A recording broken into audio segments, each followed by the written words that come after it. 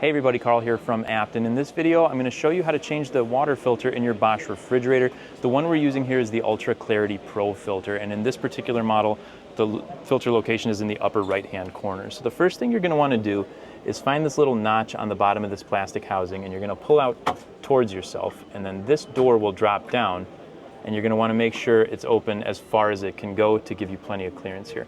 Now there are a couple ways you can do this. First, you can try just twisting it counterclockwise. And if the pressure is not so bad, you should be able to do that easily and put the new one back in just by pushing in and twisting clockwise. If the pressure is too great and you can't twist it, the other option is to work this filter down and it'll pop out like that.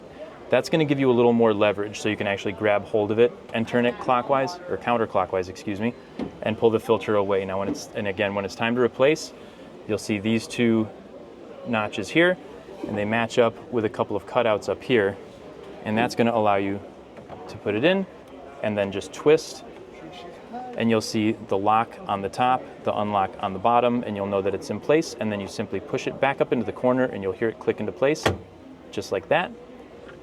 And then you replace the door and push in. And then at that point, you're likely going to have to turn the water filter reset button off. And for that, you're going to press menu up here. And then you're going to see change filter. And you're going to set this to where it says 0. And then you should be all set. And that's all there is to it. If you have any questions, obviously leave them in the comments or give us a call here at Apt. We're always happy to help. Thanks for watching, and we'll see you in the next one.